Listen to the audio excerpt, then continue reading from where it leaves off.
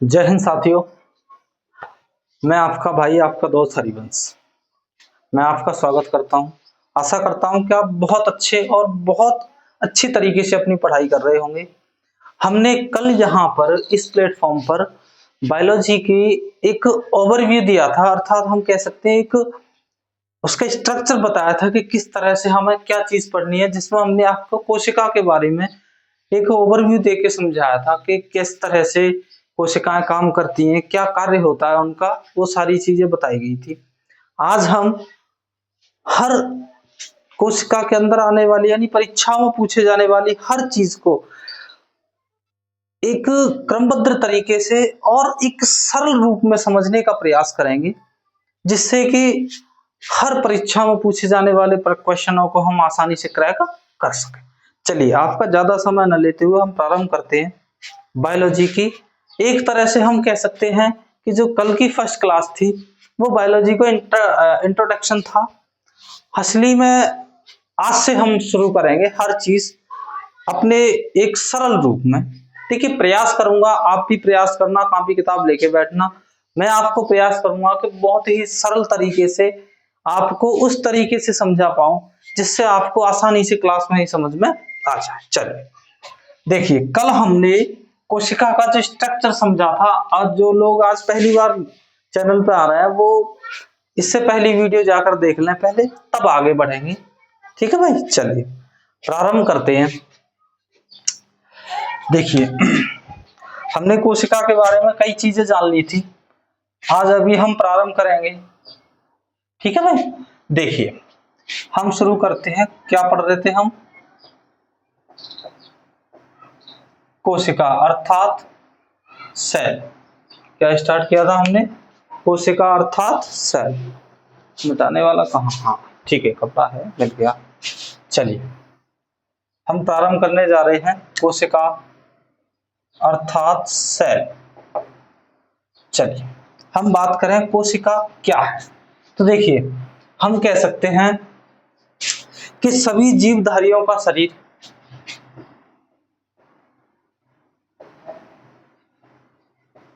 सभी जीवधारियों का शरीर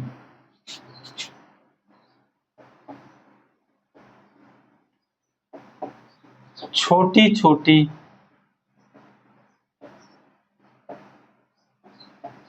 इकाइयों से मिलकर बना है, जिन्हें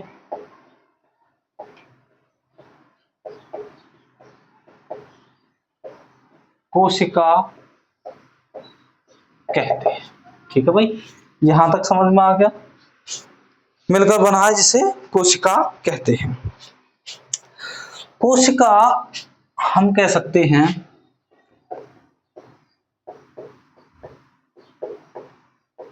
कोशिका एक अर्धपारगम्य आवरण से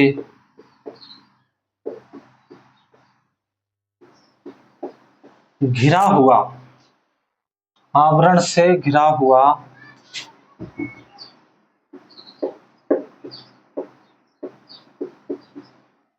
संरचनात्मक वह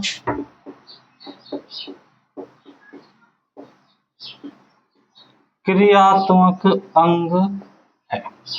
अब देखो, यहाँ पे संरचनात्मक और क्रियात्मक का मतलब क्या है?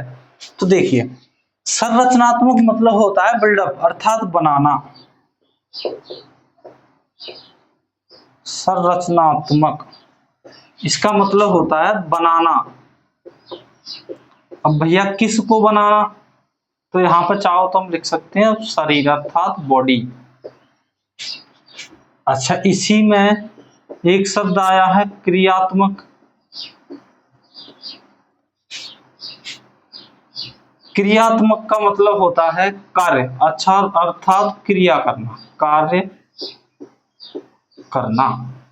यानी हम कह सकते हैं कि कोशिका शरीर का निर्माण तो करती ही है, साथ ही साथ कार्य भी करती है। जैसे मैं आप सब बोल पा रहा हूँ, ये जो जीव है ये सारी किससे बनी हुई है? कोशिकाओं से बनी हुई है। हम चल फिर पा रहे हैं, आपसे बात कर पा रहे हैं, बोल पा रहे हैं, पढ़ा पा रहे हैं, ये सभी क्या है? यह कोशिका की कार्यात्मक क्रिया है। वही हम बात करें, ये हमारा शरीर जो इतना बिल्डअप हुआ है, इतना बना है, छोटे थे फिर बड़े हुए और बड़े हुए, वो सभी क्या है? रचनात्मक कार्य है। ठीक है भाई।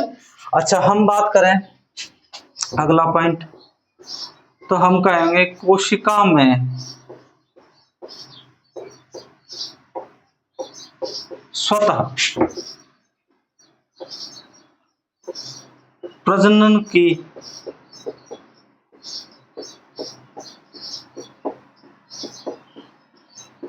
क्षमता होती है। कोशिका के अंदर स्वतः प्रजनन की क्षमता होती है। चलिए अगला पॉइंट बात कर लेते हैं। स्वतः प्रजनन की क्षमता का मतलब समझ रहे हो?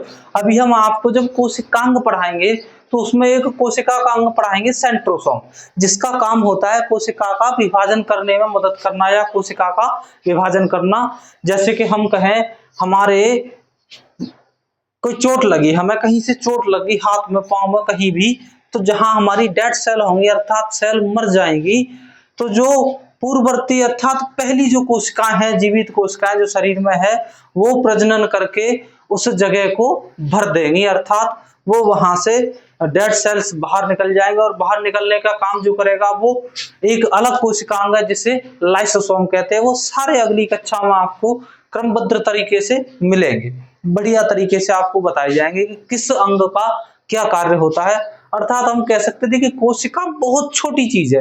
आप ऐसे समझिए, हमारे शरीर में ओवरऑल पता नहीं करोड़ों अरब खरब कितनी कोशिकाएं होंगी, कह ही नहीं सकते। आपके ब्लड की एक बूंद अगर गिरती है उसमें भी हजारों सेल्स हो सकती है।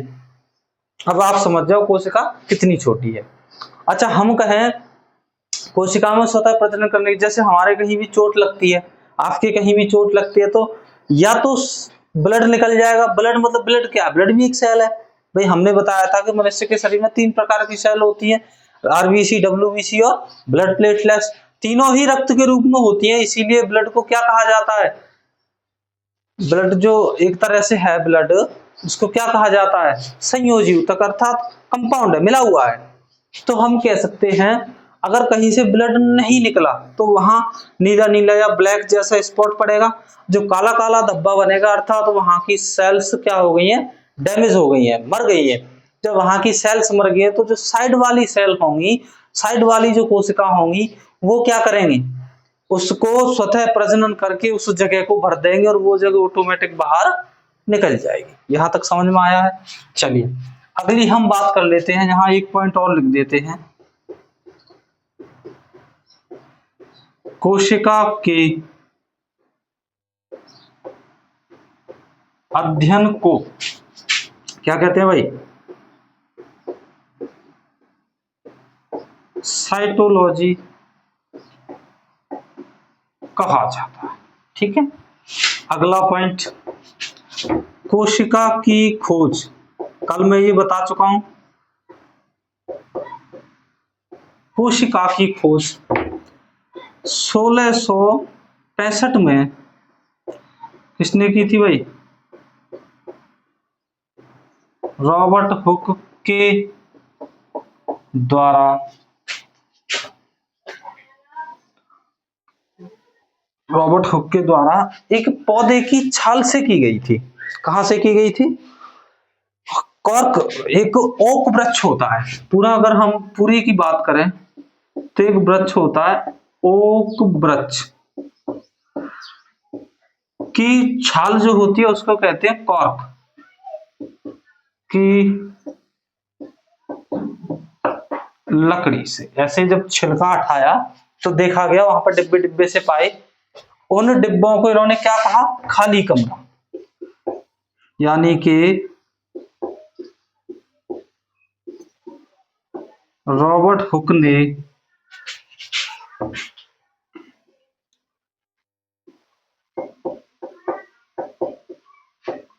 कोशिका का नाम क्या रखा? सेलुला। इसी सेलुला से निकलकर बाहर नाम आया, नाम आया कोशिका अर्थात सेल। ठीक है भाई। अच्छा, इन्होंने अपनी इस खोज को, यानी अर्थात हम कह सकते हैं रॉबर्ट हुक के द्वारा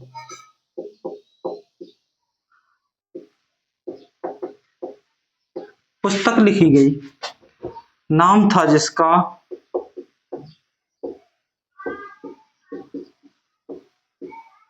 माइक्रोग्राफिया। इसी माइक्रोग्राफिया के अंदर क्या लिखा हुआ था?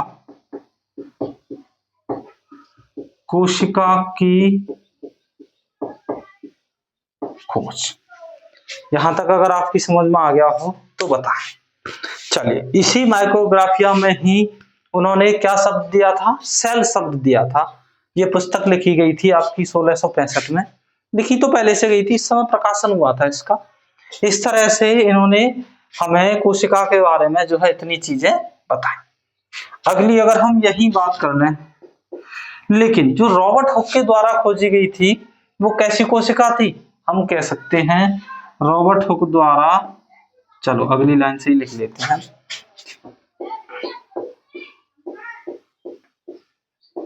रॉबर्ट हुक द्वारा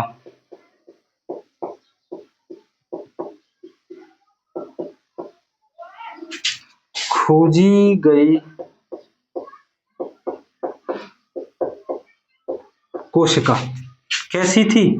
तो भैया मृत कोशिका थी, डेड सेल थी, क्योंकि जो पौधे की छाल थी वो सूख गई थी, मृत कोशिका थी। और मृत कोशिका को कहा जाता है नेक्रोसिस। क्या कहा जाता है? नेक्रोसिस। अर्थात उन्होंने मृत कोशिका की खोज की थी और मृत कोशिका को क्या कहा जाता है? नेक्रोसिस। इतना अगर आपकी समझ में आ गया है तो यहां तक आप स्क्रीनशॉट ले लेना। चलिए अभी आगे चलते हैं थोड़ा सा इसी के अंदर। देखिए, इसके बाद हम बात करें कि जीवित कोशिका की खोज, तो अगले व्यक्ति थे एंटोनी वॉन ल्यूवेनहॉक।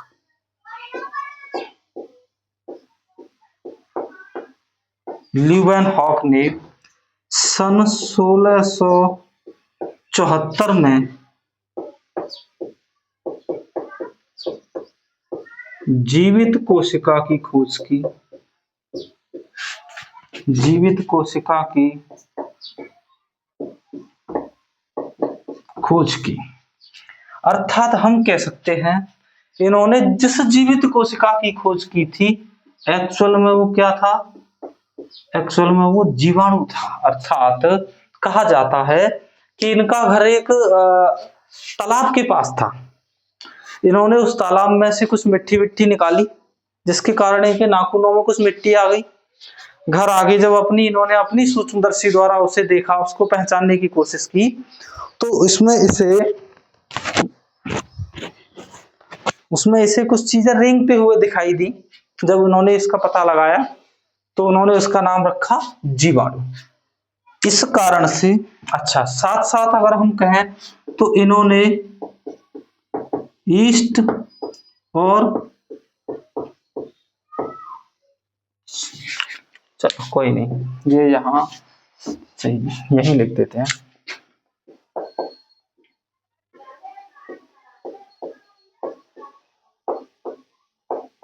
ल्यूवेनहॉक ने जीवाणु ईस्ट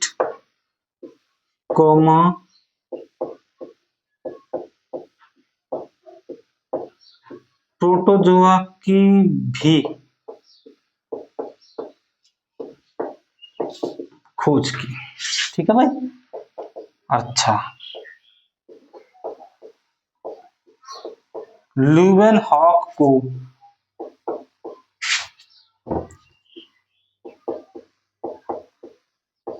जीवाणु विज्ञान का जनक तथा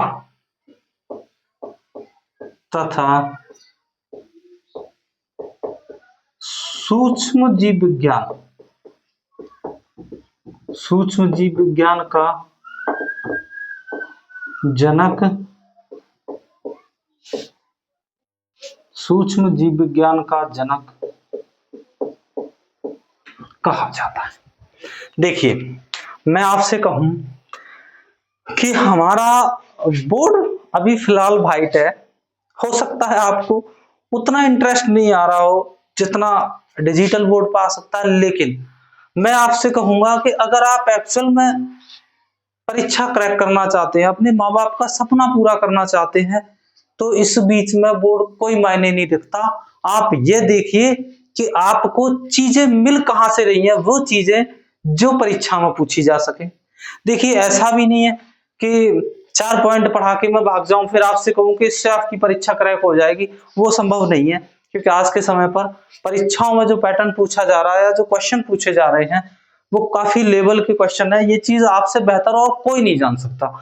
मैं तो कह रहा हूं, पढ़ाने वाले को बिल्कुल नहीं पता कि क्वेश्चन कहां से आएगा। ये बात आपको पता है कि क्वेश्चन कहां से आएगा, इसलिए आपको डिसाइड करना है कि क्वेश्चन कहां से आएगा, किस तरह के क्वेश्चन आते हैं या किसकी क्लास से क्वेश्चन आ सकते हैं। आप ये बात डिसाइड करिए और जहां आपको अच्छा लगे वहां पढ़िए। हजारों टीचर्स हैं, हजारों टीचर्स हैं, कुछ यूट्यूब पर पढ़ा रहे हैं, कुछ टीचरों के अपने प्लेटफॉर्म है, कहीं भी पढ़ा रहे हैं। आपको जहां बेस्ट लगता है, जहां बेस्ट अच्छा आपको लगता है कि यहां से हमारी परीक्षा में क्वेश्चन आएंगे या हमें यहां से क्वेश्चन मिलेंगे, आप वहां पढ़िए। संघर्ष आपको करना पड़ेगा। हाँ, रही बात ये कि मैं वो तक कोशिश करूंगा कि आपको इस तरह के या इतने ज्यादा फैक्ट्स बता सकूं कि परीक्षा में कहां से पूछेगा, पूछ कहीं से बाहर नहीं जाएगा। ये अगर आपकी समझ में आ गया है तो यहां से स्क्रीनशॉट ले लीजिए। मैं तो कहूंगा कि आप साथ साथ नोट्स बनाइए, वो ज्यादा बेहतर रहेगा। चलिए हम अब आगे बढ़ते हैं।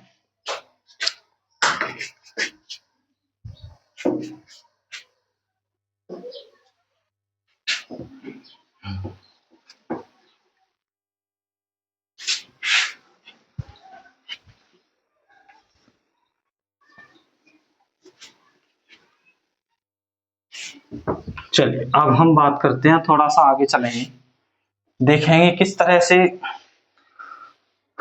चलिए ध्यान दीजिए, आगे हम बात कर लेते हैं। अगला हमने आपको बताया कि भैया कोशिका सिद्धांत दिया गया था।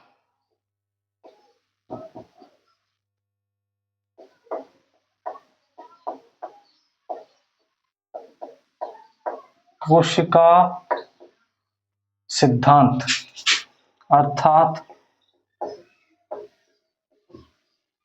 Cell theory. क्या थी सेल थ्योरी और किसने दी? तो सबसे पहले हम बात कर लेते हैं। सेल थ्योरी देने वाले दो व्यक्ति थे, स्लाइडेन वह श्वान। देखिए, हम कहें कि इसने 1838 में दी और इसने 1839 में दी। अब आप बिल्कुल प्रॉपरली समझ गए होंगे कि मैं यहां पर कहना क्या चाह रहा हूं, क्योंकि कोशिका सिद्धांत की डेट आती है 1838 से 39 के बीच में, तो वो यह कारण था। अब देखिए, ये जो स्लाइडेन थे ये वनस्पति विज्ञान के थे, वनस्पति विज्ञान के प्रोफेसर थे। अच्छा, ये जो थे स्वान, ये जंतु विज्ञान के प्रोफेसर थे। ठीक है भाई, दोनों ही रहने वाले जर्मनी के थे। इन्होंने क्या कहा, इन्होंने कुछ बातें इसमें कोशिका सिद्धांत में कुछ बातें पेश की। इन्होंने क्या कहा, इन्होंने कहा सभी जीवों का शरीर, इन्होंने क्या कहा कि संसार के सभी, हम कह सकते हैं जीवित, सभी जीवित जीवों का शरीर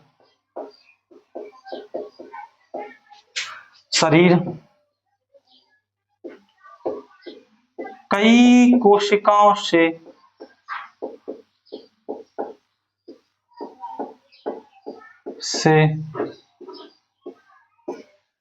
मिलकर बना होता है, सभी कोशिकाओं से मिलकर बना होता है।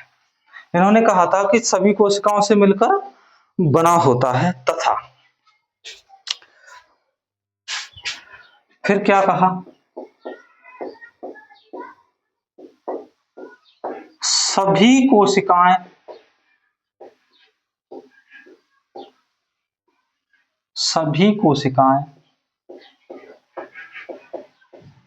अपनी पूर्ववर्ती अर्थात पुरानी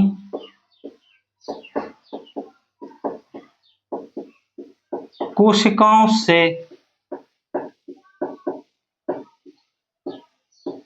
मिलकर बनती हैं। कौन से मिलकर बनती है? भाई इन्होंने क्या कहा कि जितनी भी कोशिकाएं हैं वो अपनी पुरानी कोशिकाओं से मिलकर बनती हैं, अर्थात नई कोशिका का निर्माण अपने से पूर्ववर्ती कोशिका से होगा। ये बात इन्होंने कही। जैसे कि अभी जब आगे आप सूत्र पढ़ेंगे तो उसमें आपको बताया जाएगा कि एकमात्र कोशिकाओं से 2 या 4 डॉटर कोशिकाओं का निर्माण होता है, वो अलग अलग प्रक्रिया है, वो चीज बताई जाएगी किस तरह होता है, जिससे कह सकते हैं कि पुरानी कोशिकाओं से या पूर्ववर्ती, पुरानी नहीं कह सकते, पूर्ववर्ती मतलब पहले, जो उससे पहले बन चुकी हैं, उन्हीं कोशिकाओं से नई कोशिकाएं बनेंगी। या बेहतरीन तरीके से जानते हैं, जब 2 माता पिताओं के द्वारा संतान की उत्पत्ति की जाती है, वहां हम इस चीज को एक बेहतरीन तरीके से समझ सकते हैं। अच्छा, आगे हम बात करें, इन्होंने क्या कहा, कोशिका जीवों की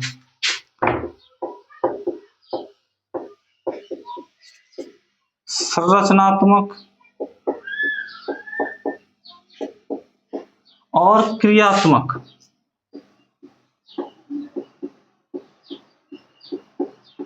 इकाई होती है। ठीक है भाई, इन्होंने क्या कहा कि जीवों की क्रियात्मक संरचनात्मक इकाई होती है। चलिए, ये बात इन्होंने किस में कही थी, अपने कोशिका सिद्धांत के अंदर। इसमें क्या हुआ, या हम कह सकते हैं कि ये सिद्धांत था पहले। इससे वैसे देखा जाए तो पहले एक व्यक्ति और थे, ड्यूराचैट करके, उन्होंने ये बात कोशिका सिद्धांत पहले ही दिया था। क्या नाम था उनका? ड्यूराचैट। इन्होंने कब दिया था? 1824 में अंदर। लेकिन इनका सिद्धांत इतना पॉपुलर इसलिए नहीं हुआ कि इन्होंने क्या कहा, इन्होंने कहा कई कोशिका मिलकर एक ऊतक अर्थात टिश्यू का निर्माण करती है। अब देखिए, यहां पर कई कोशिकाओं से मिलकर एक तीसरी चीज बन रही है, परंतु यहां यह नहीं पता चल पा रहा कि एक्चुअल में कोशिका कैसे बनी है। तो ये इतना मान्य जो है नहीं हो पाया, हम कह सकते हैं इतना प्रचलित नहीं हुआ। अच्छा, अगला कोशिका सिद्धांत की अगर हम बात करें तो ये दिया था तुम्हारा रुडोल्फ बिर्को।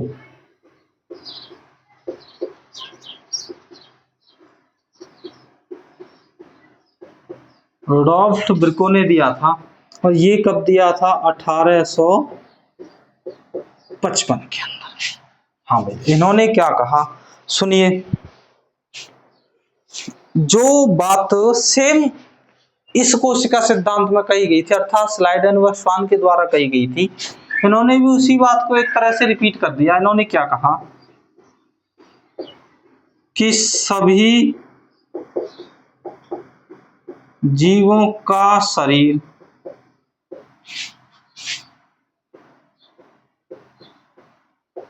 कई कोशिकाओं से मिलकर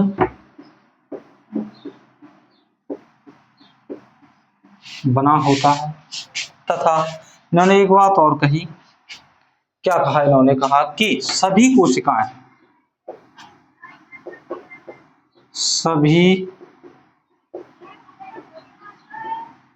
सभी कोशिकाओं का निर्माण, सभी कोशिकाओं का निर्माण अपनी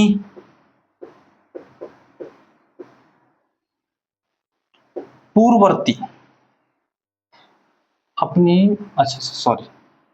सभी कोशिकाओं का निर्माण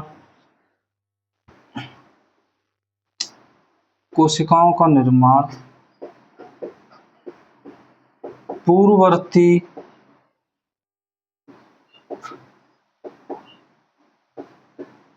कोशिकाओं से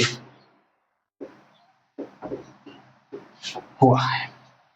ये बात अब आपको नहीं लग रहा, ये जो चीजें इसने कही है रुडोल्फ विर्को ने, ये बात तो इसमें भी लिखी हुई है। अर्थात हम कह सकते हैं कि ड्यूराचैट और रुडोल्फ विर्को द्वारा कही गई बात है किसमें लिखी हुई थी ऑलरेडी, स्लाइडेन व श्वान के कोशिका सिद्धांत में लिखी गई थी। इसलिए सबसे ज्यादा प्रचलित में कौन सा सिद्धांत है, स्लाइडेन व श्वान। ठीक है भाई, यहां तक समझ में आई है। अच्छा, कल कुछ 2-3 क्वेश्चन लिखाए गए थे आपको। क्वेश्चन क्या थे कि संसार की सबसे छोटी कोशिका, यहां पर चलो आज भी देखेंगे आप, संसार की सबसे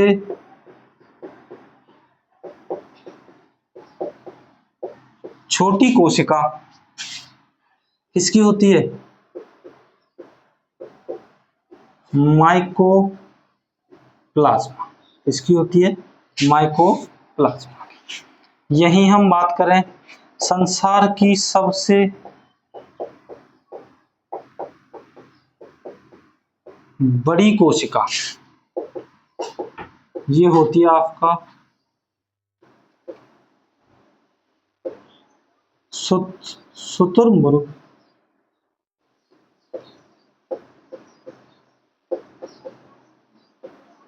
के अंडा। ठीक है भाई, चलिए आगे हम थोड़ी सी बात कर लेंगे। तब तक के लिए आप, अच्छा इसमें मनुष्य के बारे में और लिखाया गया था आपको कि मानव में सबसे बड़ी, मानव में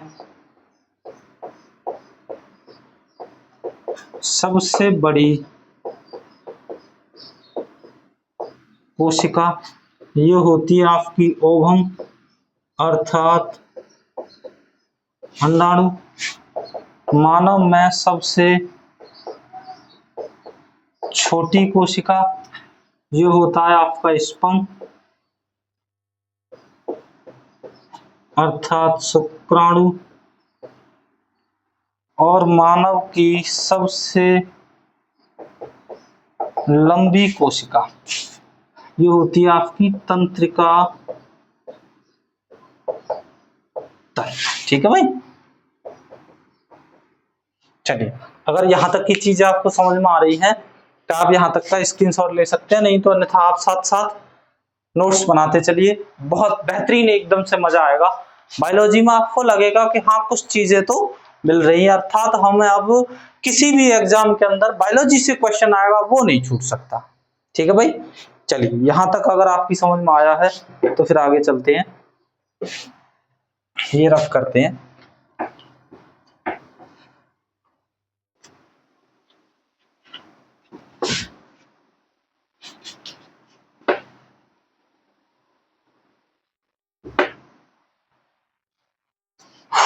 चलिए हमने यहाँ तक कोशिका के बारे में काफी चीजों की जानकारी, अर्थात किस तरह से कोशिका बनी, क्या है कोशिका, और कोशिका सिद्धांत के बारे में जानकारी दी, तथा हमने यह भी देखा कि कोशिका की खोज किसने की, मृत कोशिका को क्या कहा जाता है, तथा जीवित कोशिका को क्या कहा जाता है, जीवित कोशिका की खोज किसने की।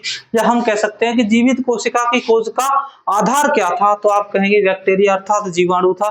बैक्टीरियोलॉजी के जनक की बात की हमने, तो वहां पर जाना कि बैक्टीरियोलॉजी अर्थात जीवाणु विज्ञान के जनक कौन होते हैं, तो वहां पर आपने जाना कि लीवेनहॉक को जीवाणु विज्ञान व ईस्ट व प्रोटोजोआ विज्ञान के भी जनक कहा जाता है। तथा हम ओवरऑल कहें तो जो बैक्टीरियोलॉजी जो सूक्ष्म जीव विज्ञान अर्थात माइक्रो छोटे जीवों वाली विज्ञान है, उसका भी उसका जनक किसे कहा गया, तो उसका जनक भी एंटोनी वॉन लीवेनहॉक को कहा गया। चलिए यहां तक अगर आपकी समझ में आ गया हो तो अब हम आगे बढ़ेंगे।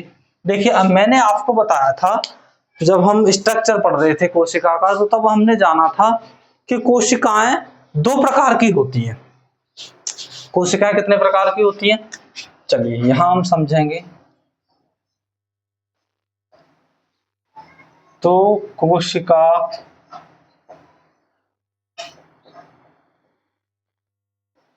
दो प्रकार की होती है। कौन कौन से थे, पहली प्रोकैरियोटिक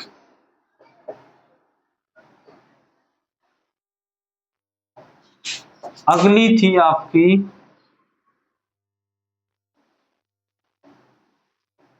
यूकैरियोटिक। ठीक है भाई, हमने यह जाना था। अब हम इन्हीं के बारे में पढ़ेंगे। तो देखिए हम इधर डाल देते हैं प्रोकैरियोटिक, इनके अंतर के बारे में जानेंगे। यहां डाल देते हैं हम यूकैरियोटिक। ठीक है भाई, चलिए देखिए क्या थी प्रोकैरियोटिक और यूकैरियोटिक। नंबर डालते चलेंगे या फिर ऐसे ही पॉइंट करते करते लिखेंगे। देखिए प्रोकैरियोटिक को कहते हैं अर्ध विकसित कोशिका। अर्ध विकसित कोशिका, इसको कहेंगे पूर्व नहीं पूर्ण विकसित।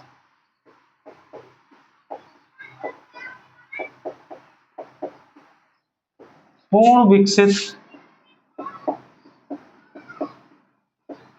कोशिका, वो अर्ध विकसित कोशिका थी, ये कैसी है, पूर्ण विकसित है। अच्छा हम कहें कि इसके अंदर इसमें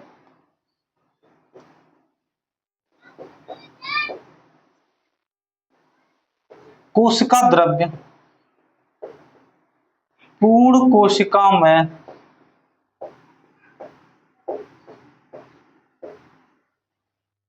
फैला रहता है। पूर्ण कोशिका में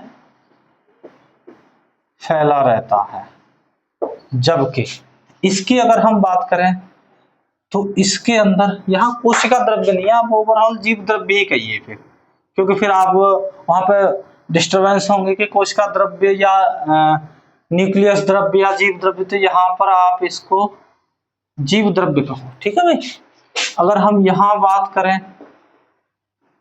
तो जीव द्रव्य आपका कोशिका द्रव्य प्लस केंद्रक द्रव्य के मध्य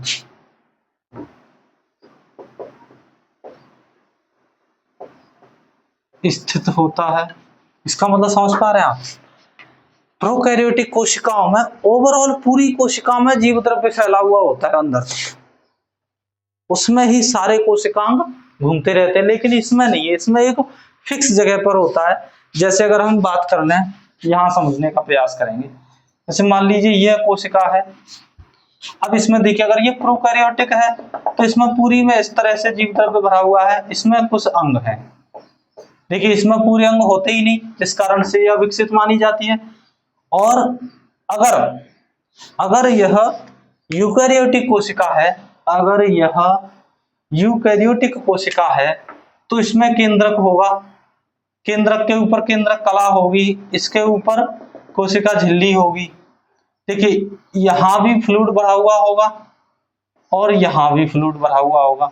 इन दोनों के मिक्सर से जो फ्लूइड यहां पर बनेगा उसे कहेंगे जीव द्रव्य, जिसमें यहां पर कोशिकांग मौजूद होंगे। ये होगी आपकी यूकैरियोटिक अर्थात पूर्ण विकसित कोशिका। ठीक है भाई, चलिए आगे हम बात कर रहे हैं। तो देखिए इसके अंदर हम कह सकते हैं, इसके अंदर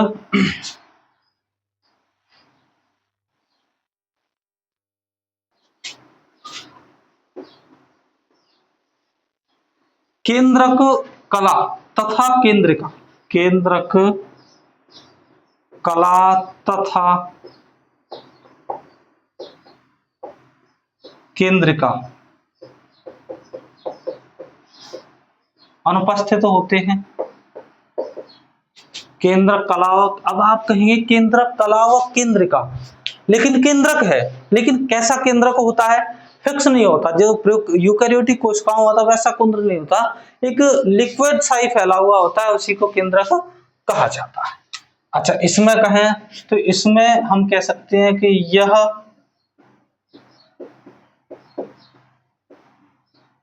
उपस्थित होते हैं, भाई यही कहा जाएगा। अच्छा, अगर अगले पॉइंट की बात करें तो यहां डीएनए हिस्टोन प्रोटीन रहित होता है, हिस्टोन प्रोटीन रहित होता है। रहित मतलब नहीं होता, डीएनए तो पाया जाता लेकिन हिस्टोन प्रोटीन नहीं पाया जाता। ठीक है भाई। इधर हम बात करें तो यहां कहेंगे डीएनए हिस्टोन प्रोटीन सहित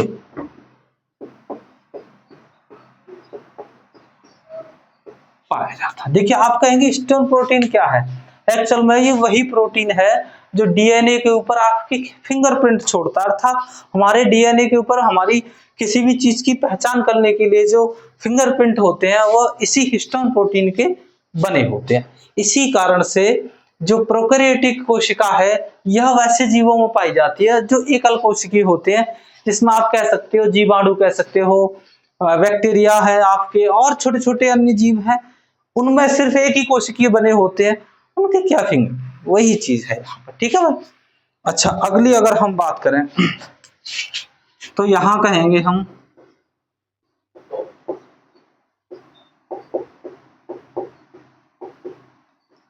गोल्जी बॉडी।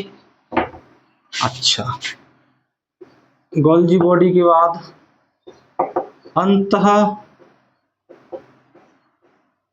प्रदब्बी जालिका, गोल्जी बॉडी, अंतः प्रदब्बी जालिका, लवक, कोमा माइटोकॉन्ड्रिया, कोमा माइटोकॉन्ड्रिया, ये सभी कैसे होते हैं, अनुपस्थित। जबकि अगर हम इस तरफ बात करें तो यहां पर यह अंग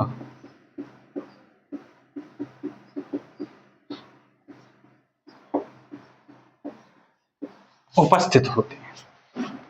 चलिए, इस तरफ अगर हम चर्चा अगले पॉइंट की करें तो देखिए, हम प्रोकैरियोटिक की बात करें तो यहां श्वसन नहीं, कोशिकीय श्वसन, यहां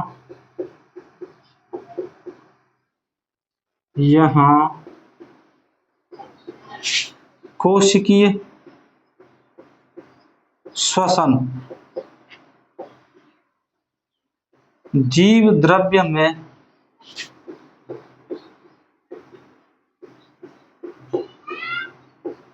संपन्न होता है।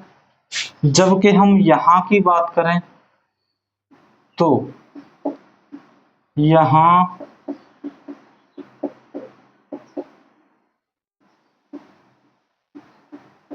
कोशिकीय श्वसन, हाँ भाई, किसमें, माइटोकॉन्ड्रिया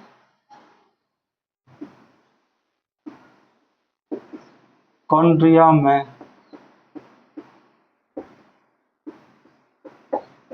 संपन्न होता है।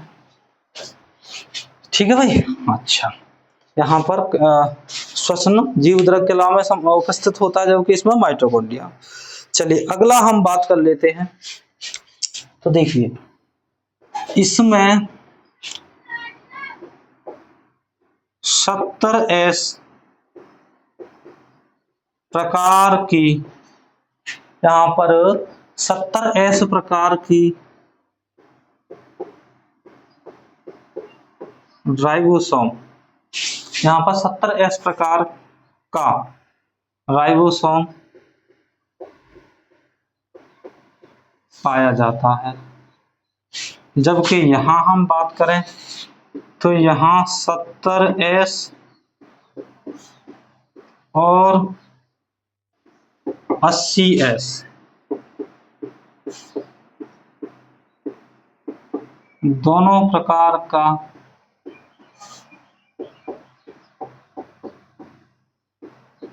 राइबोसोम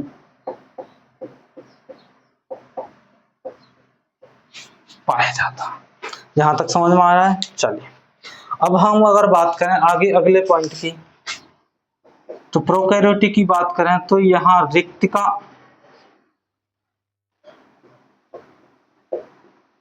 वैक्यूल्स, रिक्तिका और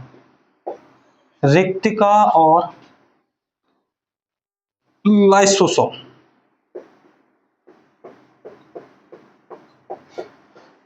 रिक्तिका और लाइसोसोम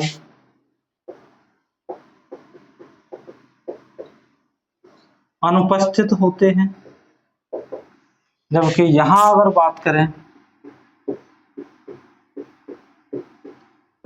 तो यहाँ रिक्तिका और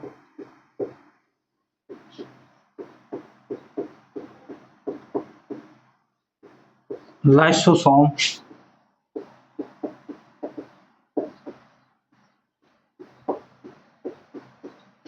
उपस्थित होते हैं। यहां तक आपकी समझ में आई है? देखिए यहाँ पर रिक्तिका होती है, वैक्यूल्स ये ऐसे कह सकते हैं आप, कोशिका को जल की आपूर्ति प्रदान करती है, ये जल का स्टोर कर लेती है, आप ऐसे कह सकते हैं। आपने देखा होगा हम जो पानी पीते हैं जाता कहाँ है भाई? आप लोग पानी पीते हैं 1 लीटर, लेकिन टॉयलेट जाएंगे कम, इसका मतलब बचा हुआ कहाँ जा रहा है? तो वो इसी ऑक्सीश्वसन के माध्यम से कहाँ जमा हो जाता है? रिक्तिका के अंदर, जो बाद में हमें समय समय पर काम आता रहता है। यहां तक समझ में आई है चीजें? अच्छा, हम और थोड़ी सी आगे बात करेंगे इसी के विषय पर। देखिए इसमें हम बात करें प्रोकैरियोटिक कोशिका में, अगर हम और बात कर लें, इसके अंदर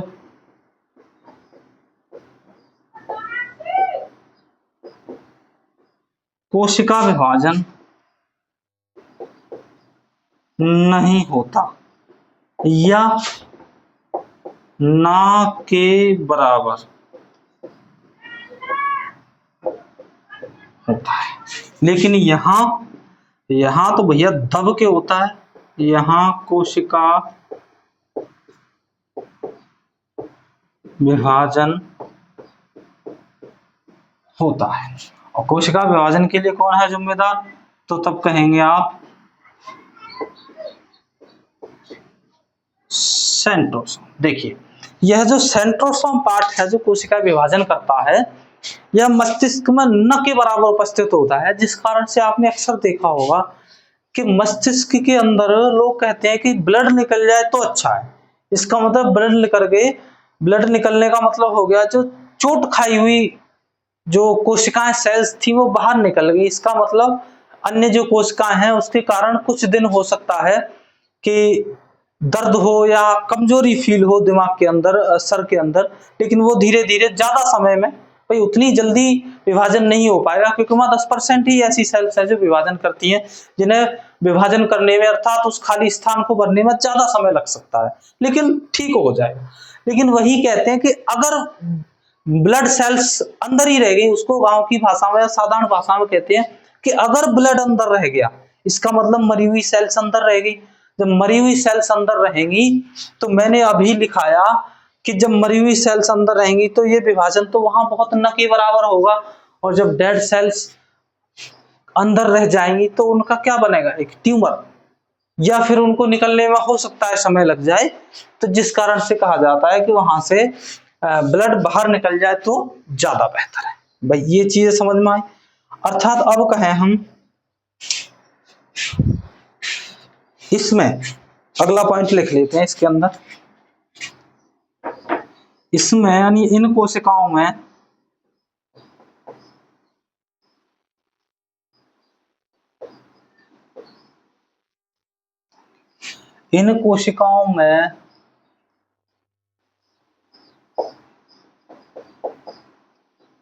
लैंगिक जनन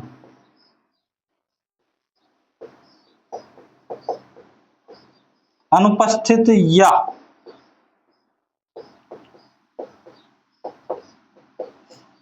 कम विकसित होता है। जबकि इन कोशिकाओं की बात करें तो यहां पर लैंगिक जनन पूर्ण विकसित होता है। समझ में आई यहां तक चीजें आपको? भाई इसकी कहा गया तो इसमें देखा गया कि यहां पर विकसित चीजें कम हैं, यहां विकसित ज्यादा है।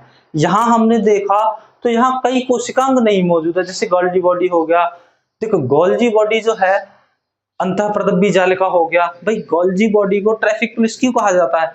क्योंकि जो अंतःप्रदब्बी जालिका है, जो वसा हुआ प्रोटीन का निर्माण करके जो पैकेज बनाती है, उन्हीं पैकेजों को गोल्जी बॉडी चेक करता है पहले कि एक्चुअल में क्या इन पैकेजों में जो भरा गया है वो सही है, और पैकेज करने के बाद सभी कोशिकाओं तक पहुंचा देता है। जिस कारण से गोल्जी बॉडी को ट्रैफिक पुलिस या पोस्ट ऑफिस या चेक पोस्ट कहते हैं। तथा लबक का काम होता है कलर देना। माइटोकॉन्ड्रिया एक बहुत महत्वपूर्ण हिस्सा निभाता है, जिससे कह सकते हैं कि इसमें ऑक्सीश्वसन इसी में संपूर्ण होता है, यानी संपूर्ण शरीर को अंदर ऑक्सीजन देने का कार्य कौन करता है? माइटोकॉन्ड्रिया। जो आप ऑक्सीजन अंदर लेते हैं वही ऑक्सीजन को यह उसी समय अपनी प्रक्रिया चालू करके सभी अंगों को ऑक्सीजन पहुंचाता है, तथा शेष बची हुई ऑक्सीजन को अपने अंदर एटीपी के रूप में एकत्रित कर लेता है, जो आपको समय आने पर या विपत्ति या विकट समय पर आपको ऑक्सीजन प्रदान कर देता है। जैसे कि हमने इसका बेस्ट उदाहरण हमने अक्सर भारत के अंदर देखा गया है कि यहाँ पर लोग फास्ट व्रत बहुत रखते हैं। महिलाएं 9 दिन तक व्रत रखती हैं, खाना नहीं खाती। इसका मतलब उस समय उनको ऑक्सीजन कौन दे रहा है? पानी कौन दे रहा है उनको? तो यहाँ पर देखा जाए भाई रिक्तिका उनको पानी दे रही है, वैक्यूल्स ऑक्सीजन कौन दे रहा है? जो माइटोकॉन्ड्रिया ने एटीपी के रूप में जो ऑक्सीजन एकत्रित कर रखी थी वह कौन देता रहता है? माइटोकॉन्ड्रिया। जिस कारण से वह 9 दिन तक या जो भी व्रत रखते हैं वो संपूर्ण कर पाते हैं। चलिए अगर यहां तक आपकी समझ में आ गई हो तो आगे बढ़ेंगे। फिर देखिए हमने बताया कोशिका 2 प्रकार की होती है, प्रोकैरियोटिक और यूकैरियोटिक। देखिए सादा भाषा में समझ लिया आप, इनको कहते हैं अविकसित। ठीक है भाई, इनको कहते हैं पूर्ण विकसित। अच्छा, विकसित और पूर्ण विकसित का मतलब यह है कि इसके अंदर सारे कोशिकांग मौजूद होते हैं, जिससे कारण सारी प्रक्रिया सुचारू रूप से चल पाती हैं। जबकि इसके अंदर तो बहुत सी चीजें कम है, अर्थात हम कह सकते हैं बहुत ही कम है इसके अंदर। ठीक है भाई, चलिए यहां तक आपकी समझ में आ गया है तो फिर हम थोड़ा सा आगे और बढ़ेंगे, अर्थात थोड़ी सी क्लास आगे और चलेंगे, फिर आज की क्लास समाप्त करेंगे। आपको हम यहाँ से आगे एक कोशिका का वर्गीकरण बताएंगे, अर्थात कोशिका का वर्गीकरण किस तरह से किया जा सकता है। चलिए देखते हैं फिर आगे।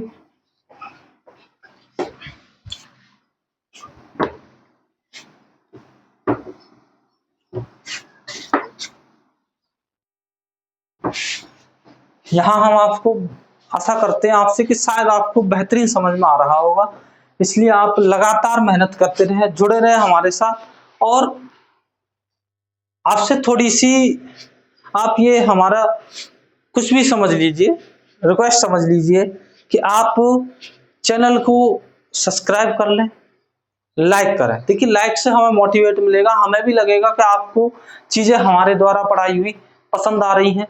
मैं यहाँ पर फालतू कुछ भी नहीं, ऐसा नहीं है आपको। देखिए अक्सर हमारे यहाँ पर तैयारी करने वाले बच्चों की एक बड़ी समस्या रहती है, वो ये है कि डबल लैंग्वेज में पढ़ाना।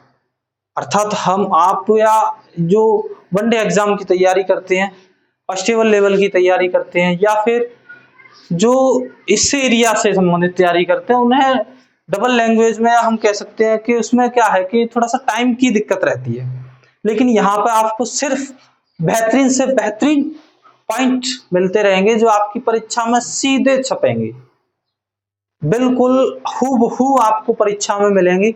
ना मिले, जिस दिन आप परीक्षा दे के आओगे उस दिन आप कहोगे अगर आपने हमसे बायोलॉजी पढ़ी है तो। चलिए आगे हम पढ़ेंगे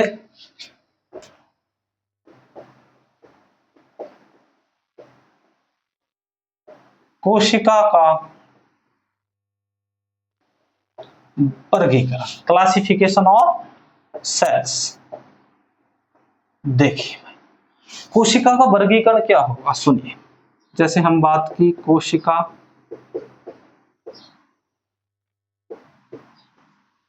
हमने यहां पर कोशिका को दो भागों में विभक्त किया।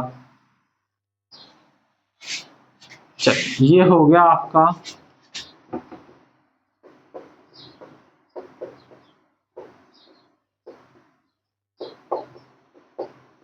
कोशिका भित्ति, इधर कहें तो हम जीव द्रव्य। देखिए कोशिका भित्ति हमें पता है ओवरऑल ये किस में पाई जाती है, तो यह पादपों में पाई जाती है, और इसका कार्य भी आपको पता होगा, पादपों को आकार प्रदान करती है। ठीक है भाई। अगली हम बात करेंगे कोशिका द्रव्य।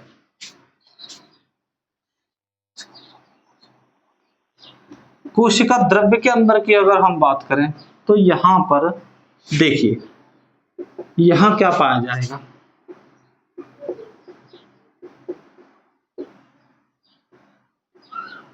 कोशिका द्रव्य,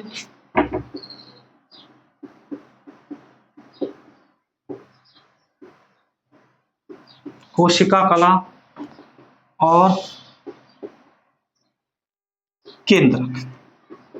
देखिए इसी केंद्रक के अंदर पाए जाएंगे आपको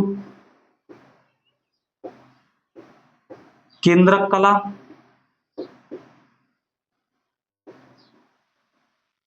केंद्रक द्रव्य, केंद्रिका, इसी केंद्रिका के अंदर पाए जाएंगे गुणसूत्र, इन्हीं गुणसूत्रों में पाया जाएगा डीएनए, और डीएनए के अंदर उपस्थित होंगे जीन, इन्हीं जीनों में क्या होती है संतान, अर्थात संतान की पहचान, यानी वो लड़का होगा या लड़की। तो एक पार्ट तो इधर रहा,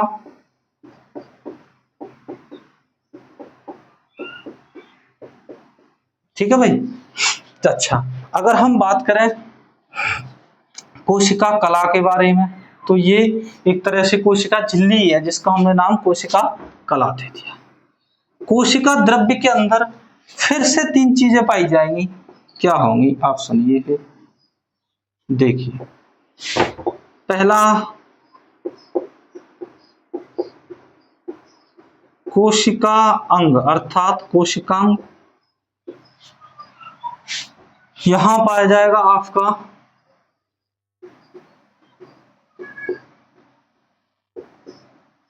हाइलोप्लाज्म या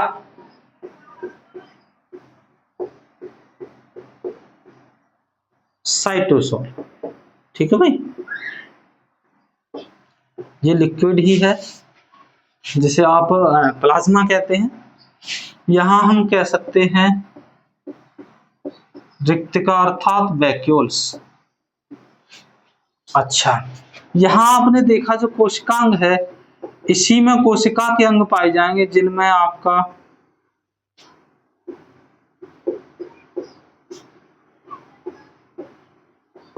माइटोकॉन्ड्रिया है, माइटोकॉन्ड्रिया, अच्छा लाइसोसोम होता है शायद, माइटोकॉन्ड्रिया और तुम्हारा लाइसोसोम, लाइसोसोम। अगला है आपका राइबोसोम, ठीक है भाई। अगला है आपका सेंट्रोसोम, ठीक है भाई। अगला है आपका प्लास्टिड अर्थात लवक, ठीक है। अगला है आपका गोल्जी बॉडी, अगला है आपका एंडोप्लाज्मिक रेटिकुलम, इसको ER कह देते हैं, तथा अन्य भी है। चलिए, ये इस तरह से आपने यहाँ पे कोशिका का विभाजन समझा। जैसे कि कोशिका है, कोशिका के हमने दो पार्टों में बांटा, एक तरफ होगा जीव द्रव्य और एक तरफ होगा कोशिका भित्ति। ये पादपों में पाई जाती है। इसका काम होता है पौधों का आकार, आधार नहीं सॉरी आकार प्रदान करना। ठीक है। अच्छा, अगली हम जीव द्रव्य की बात करें तो जीव द्रव्य में देखिए कोशिका द्रव्य होगा और तुम्हारा कोशिका कला होगी और केंद्रक होगा। केंद्रक के अंदर उपस्थित होंगी इतनी चीजें। अच्छा, और बाकी कोशिकाओं में, ठीक है भाई। अगली अगर हम बात करें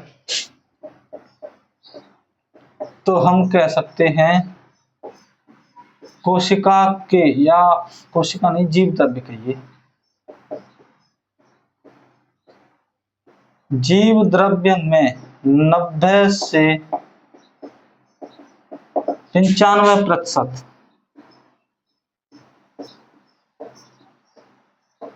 जल पाया जाता है।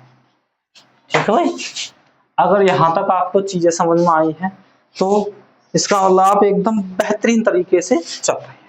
चलिए, अब हम बात कर लेते हैं हेलोप्लाज्म या साइटोसोल। देखिए, इसमें क्या पाया जाएगा, इसमें होगा आपका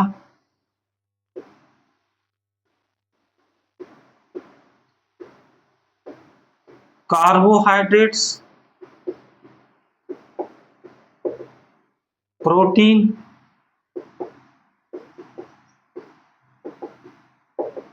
लिपिड अर्थात वसा। ठीक है। और क्या होगा, उत्सर्जी पदार्थ भी कह सकते हैं,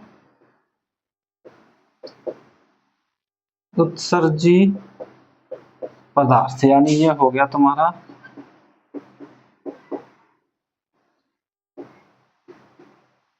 कार्बोहाइड्रेट्स, प्रोटीन और वसा। ठीक है भाई। चलिए, इन चीजों को भी आपको पढ़ाया जाएगा। मौलिक जो कण है उसमें इन चीजों को पढ़ाया जाएगा। कल से हम यहां से स्टार्ट करेंगे। पहले माइटोकॉन्ड्रिया पढ़ाएंगे, लाइसोसोम, राइबोसोम, सेंट्रोसोम, प्लास्टिड, लवक, गोल्गी बॉडी, एंडोप्लाज्मिक रेटिकुलम, इन चीजों के बारे में पढ़ाया जाएगा। किसका क्या काम होता है, इन सभी को कोशिका के अंग कहते हैं, अर्थात कोशिकांग कहते हैं। चलिए, जाते जाते हम आपको एक क्वेश्चन देंगे जिसका जवाब आपको कमेंट बॉक्स में देना है, और जितना हो सके ज्यादा से ज्यादा जवाब देने की, ज्यादा से ज्यादा जवाब देने का प्रयास करेंगे। ठीक है भाई।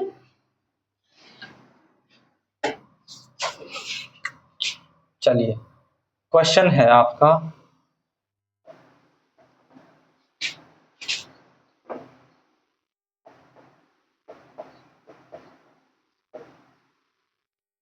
कोशिका में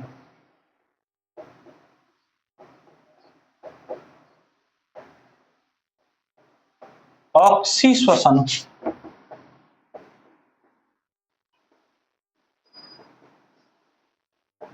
किस अंग में होता है?